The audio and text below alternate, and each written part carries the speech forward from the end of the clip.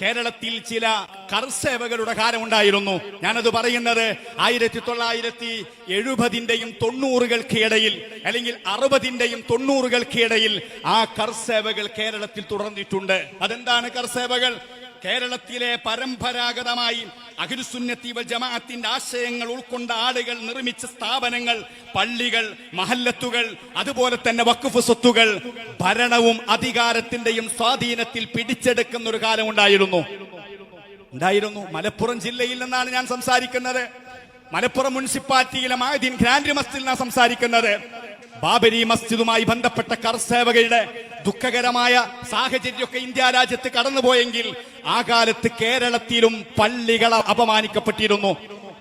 എടവണ്ണയിലെ പാലപ്പറ്റയിലെ സുന്നി മസ്ജിദ് വെള്ളിയാഴ്ച ജുമാ നിസ്കാരം നടക്കുന്ന സമയത്ത് കല്ലെറിഞ്ഞ് ജുമാക്ക് വന്ന വിശ്വാസികളെ ആട്ടിയോടിച്ച് വർഷങ്ങളോളം പൂട്ടിയിട്ട് കന്നുകാലികൾക്ക് വിഹരിക്കാനുള്ള ഇടമുണ്ടാക്കിയത് നമ്മുടെ രാജ്യത്തെ, നമ്മുടെ നാട്ടിലെ മലപ്പുറത്തെ ഇതര മതസ്ഥരല്ല, ഇതര സമുദായക്കാരല്ല, നിരീശ്വരവാദികളല്ല.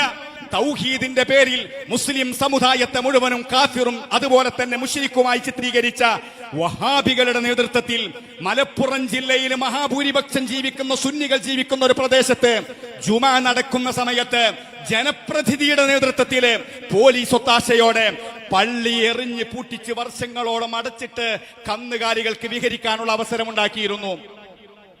മലപ്പുറം ജില്ലയിൽ തന്നെ ചേകനൂരിന്റെ പേരിൽ പ്രശസ്തമായ ഒരു പ്രദേശമുണ്ട്, അരൂര്, പുളിക്കൽ അരൂര്. അവിടെയാണ് ചേകനൂരിന് JCB മാന്തി പരാജയപ്പെട്ട മലയുള്ളത്. ആ അരൂരിൽ ഒരു പള്ളി ഉണ്ടായിരുന്നു. 2 പതിറ്റാണ്ട് കാലത്തോളം അടച്ചിടപ്പെട്ട പള്ളി.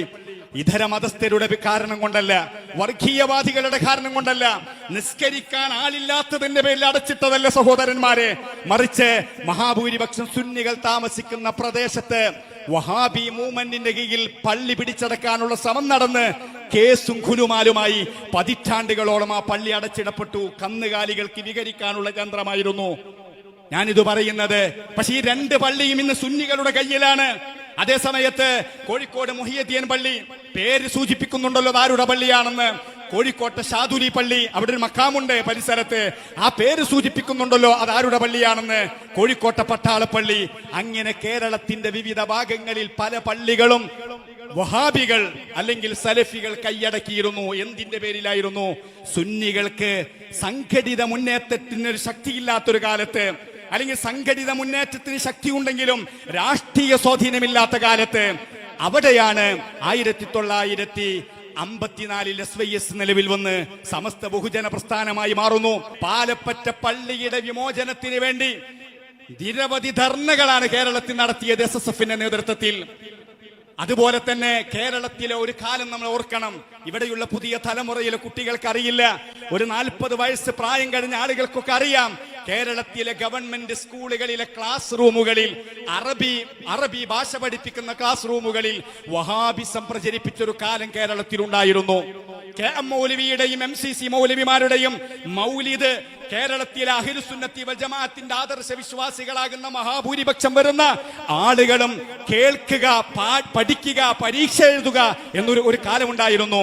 കേരളത്തിലെ ഓറിയന്റൽ അറബിക് കോളേജിലെ ടെക്സ്റ്റ് ബുക്കുകൾ മുഴുവനും വഹാബിവൽക്കരിക്കപ്പെട്ട ഒരു കാലമുണ്ടായിരുന്നു. ഇന്ന് അതൊക്കെയുണ്ടോ? ഇന്ന് സ്കൂളുകളിൽ അറബി പാഠപുസ്തകത്തില് അങ്ങനെ പഠിപ്പിക്കാൻ ഒരു അധ്യാപകൻ മുതിരോ? അങ്ങനത്തെ ഒരു പാഠഭാഗമുണ്ടോ? ഉണ്ടെങ്കിൽ ഇവിടെ നടക്കോ? ഇന്ന് കേരളത്തിൽ ഏതെങ്കിലും ഒരു സുന്നി പള്ളി ഭരണ സ്വാധീനമോ അധികാര സ്വാധീനമോ അല്ലെങ്കിൽ മറ്റെന്തെങ്കിലും സ്വാധീനം ഉപയോഗപ്പെടുത്തിയിട്ട് പിടിച്ചടക്കാൻ ആരെങ്കിലും വരുമോ? എന്തുകൊണ്ട് വരുന്നില്ല? അവിടെയാണ് സമസ്ത കേരള ജംഇയ്യത്തുൽ ഉലമ എന്ന പ്രസ്ഥാനത്തിന്റെ മഹത്വം നാം മനസ്സിലാക്കേണ്ടത്.